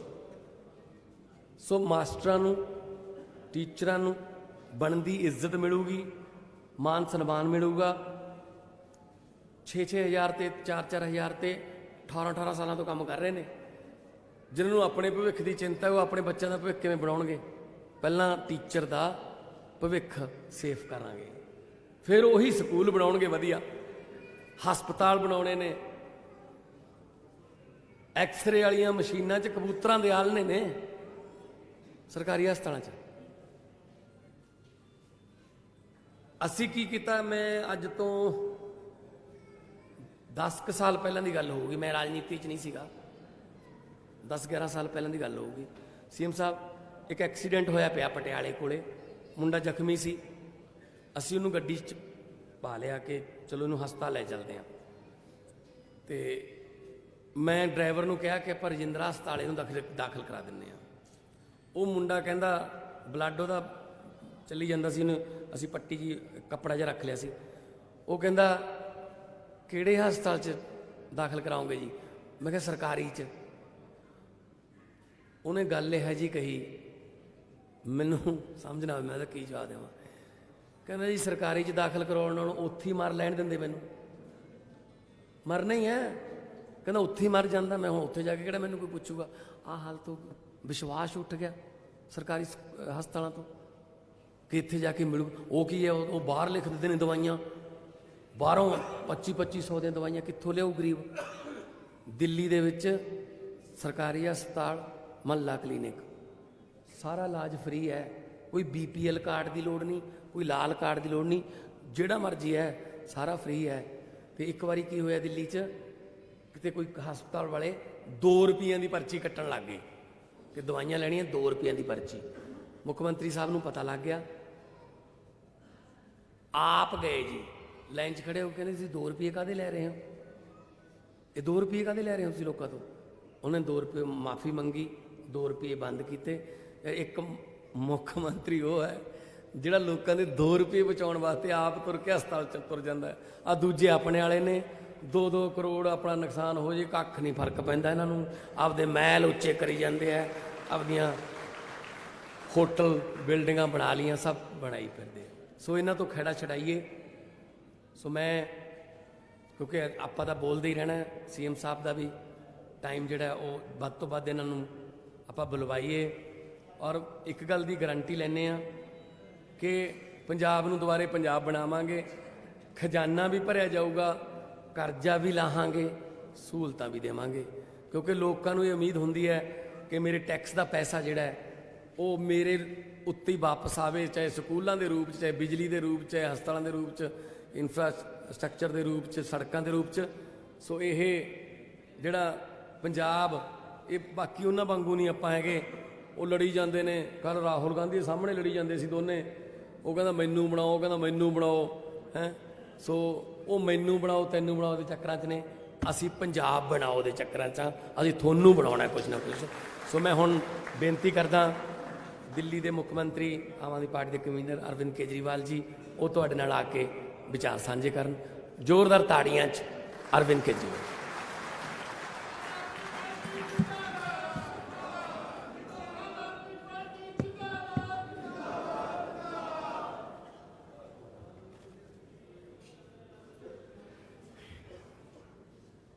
आज यहाँ पे आए हुए सभी लोगों को मेरा नमस्कार, सबको मेरा प्रणाम, सत श्री अकाल।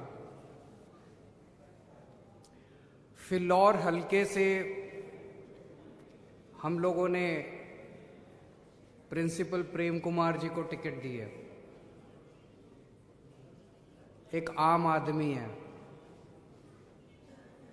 नेता नहीं है, इनको राजनीति करनी नहीं आती, मेरे को भी राजनीति करनी नहीं आती। जब इनका नाम हमारी कमेटी में आया तो इस पे चर्चा होने लगी कि जी प्रिंसिपल प्रेम कुमार जी बड़े कट्टर ईमानदार आदमी है कि नहीं है? कट्टर ईमानदार आदमी है, इज्जत बहुत है लोगों में, सारे हलके के लोग इनको जानते हैं, आम आदमी पार्टी के पुराने वॉलंटियर हैं। लेकिन किसी ने कहा जी पैसे नहीं है उनके पास चुनाव लड़ने को। तो मैंने उनको कहा कि जब हम पहला चुनाव लड़े थे मेरे पास भी पैसे नहीं थे चुनाव लड़ने को। अगर जनता साथ देगी तो अपने आप जीत जाएंगे। साथ दोगे कि नहीं दोगे? हमने पूरे पंजाब में चुन चुन के अच्छे ईमानदार लोगों को टिकट दी है ताकि ईमानदार सरकार बने। ये हमारे सरदार भगवंत मान जी हैं, इनके पास भी पैसे नहीं है, ये भी कट्टर ईमानदार आदमी है कि नहीं है? हाथ खड़े करके बताओ जरा। एक तरफ बादल हैं, बादलों का पूरा परिवार है, एक तरफ चन्नी साहब हैं, एक तरफ ये सारे नेता हैं और एक तरफ सरदार भगवंत मान है। सरदार भगवंत मान पिछले 7 साल से एमपी हैं, लोकसभा में जाते हैं। सुने आपने इनके भाषण, देखें यूट्यूब पे, है ना? अच्छा बोलते हैं ना, शानदार बोलते हैं। लोकसभा में भाषण देते हैं। पंजाब में अगर एक कोई आदमी एमएलए बन जाए तो 5 साल में अपनी 3-4 कोठियां तो बनवा ही लेता है, 4-5 बड़ी बड़ी गाड़ियां तो आई जाती हैं। ये 7 साल से एमपी हैं, अभी भी किराए के मकान में रहते हैं। मेरे को लगता है आज पंजाब की सबसे बड़ी जरूरत क्या है? सर, पंजाब को आज सबसे बड़ी जरूरत है, पंजाब को एक कट्टर ईमानदार सीएम चाहिए। चाहिए कि नहीं चाहिए? तो एक तरफ है ऐसे लोग जिन पे नशा बेचने के आरोप हैं, एक तरफ है ऐसे लोग जिन पे रेता बेचने के आरोप हैं, और एक तरफ ऐसा शख्स है जो कट्टर ईमानदार है। एक पैसा एक नई चवन्नी इन्होंने किसी से नहीं लिया आज तक। दोस्तों,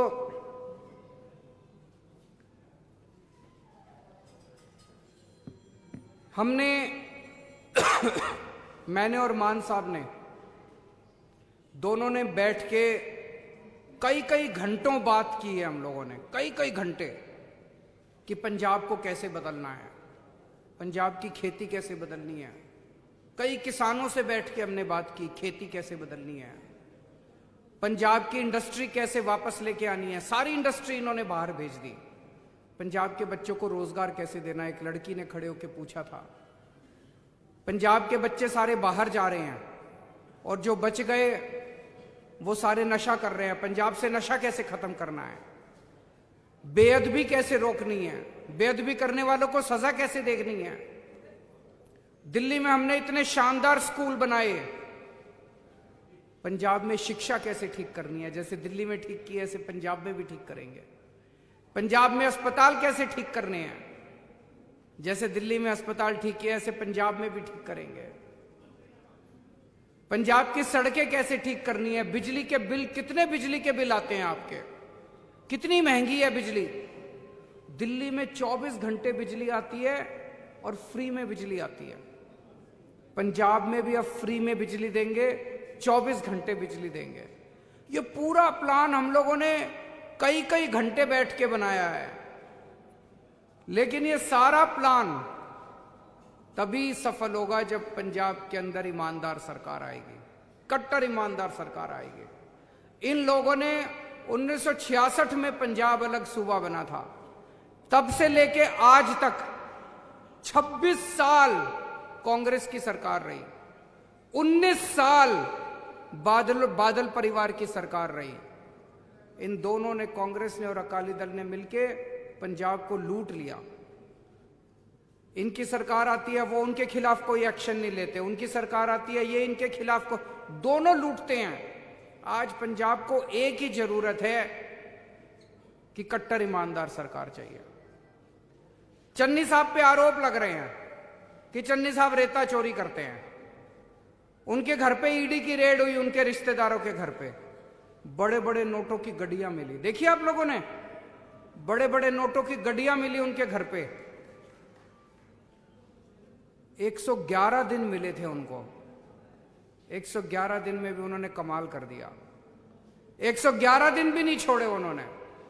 मैं आपसे पूछना चाहता हूं, अगर रेता चोरों की सरकार मिलेगी तो क्या पंजाब के स्कूल अच्छे हो सकते हैं? अगर रेता चोरों की सरकार बनेगी तो क्या बिजली मिल सकती है? अगर रेता चोरों की सरकार मिलेगी तो क्या आपका पंजाब को भविष्य मिल सकता है, आपके बच्चों को भविष्य मिल सकता है? नहीं मिल सकता।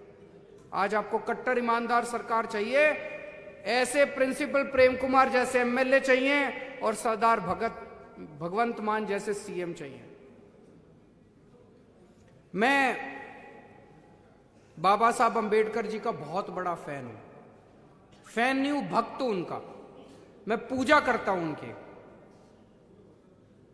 आइंस्टाइन ने एक बार बोला था महात्मा गांधी के लिए कि आने वाली पीढ़ियां यकीन नहीं करेंगे कि ऐसा इंसान पृथ्वी पे पैदा हुआ था।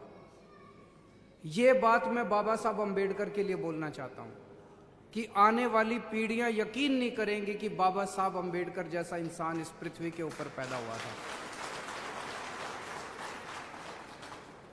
अभी एक शख्स आए थे यहां पे, मैंने 3 दिन पहले दिल्ली में 26 जनवरी पे ऐलान किया है कि बाबा साहब अंबेडकर अब दिल्ली के किसी भी दफ्तर में, दिल्ली सरकार के किसी भी दफ्तर में, किसी भी स्कूल में, किसी भी ऑफिस में दिल्ली के मुख्यमंत्री की फोटो नहीं लगेगी, बाबा साहब अंबेडकर और सरदार भगत सिंह की फोटो लगेगी, शहीद आजम भगत सिंह की।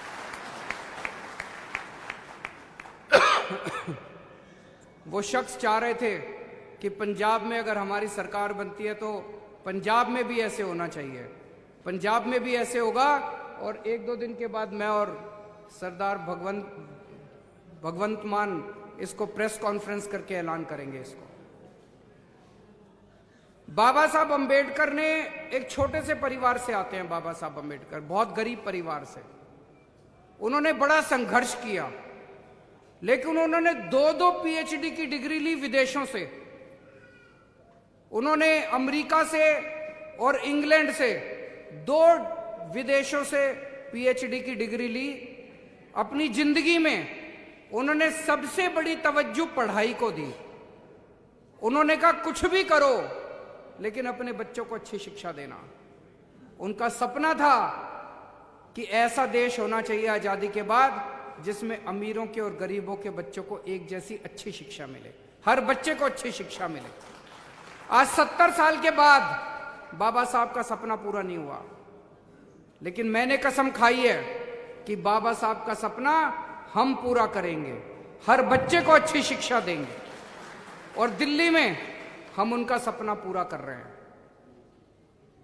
मेरी आप लोगों से एक गुजारिश है, इस बार वोट डालने जाओ तो बाबा साहब की तस्वीर अपने सामने रख लेना और ये सोचना कि आज अगर बाबा साहब जिंदा होते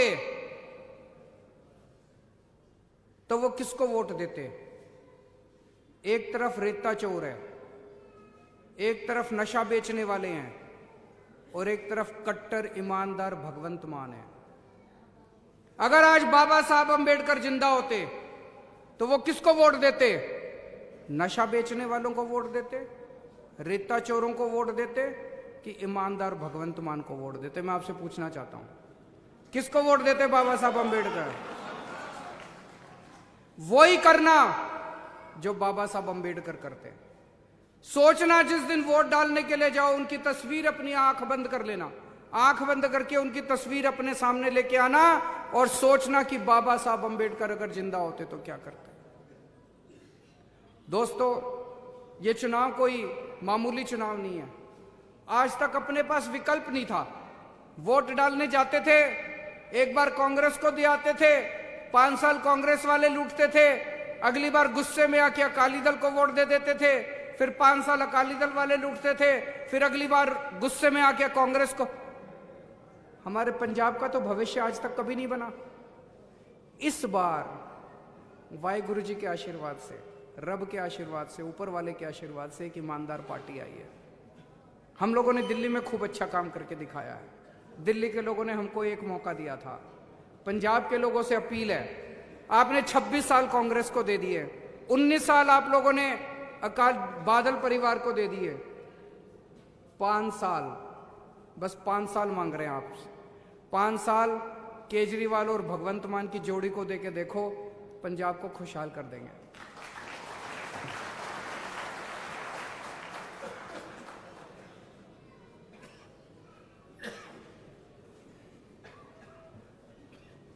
बहुत बहुत धन्यवाद साडे आने वाले ਕੱਲ ਸਾਡੇ ਆਉਣ ਵਾਲੇ ਭਵਿੱਖ ਲਈ ਖਾਸ ਤੌਰ ਤੇ ਹਲਕਾ ਵਿਧਾਨ ਸਭਾ ਫਲੌਰ ਦੇ ਲਈ ਸਾਡੇ ਬਹੁਤ ਹੀ ਸਤਿਕਾਰਯੋਗ ਲੀਡਰ ਸਾਹਿਬਾਨ ਨੇ ਅਚੇਚੇ ਤੌਰ ਤੇ ਸਾਡੇ ਦਿੱਲੀ ਦੇ ਮੁੱਖ ਮੰਤਰੀ ਮਾਨਯੋਗ ਅਰਵਿੰਦ ਕੇਜਰੀਵਾਲ ਜੀ ਨੇ ਔਰ ਸਾਡੇ ਸੂਬਾ ਪ੍ਰਧਾਨ ਐਮਪੀ ਸੰਗਰੂਰ ਤੋਂ ਸਰਦਾਰ ਭਗਵੰਤ ਸਿੰਘ ਮਾਨ ਜੀ ਨੇ ਭਰੋਸਾ ਔਰ ਆਸ਼ਵਾਸਨ ਦਿੱਤਾ ਕਿ ਅਸੀਂ ਜਿਹੜਾ ਹੈਗਾ ਆ ਤੁਹਾਡੇ ਲਈ ਪੁਰਜੋਰ ਕੰਮ ਕਰਾਂਗੇ। ਧੰਨਵਾਦ ਸਾਰਿਆਂ ਦਾ, ਬਹੁਤ ਬਹੁਤ ਧੰਨਵਾਦ।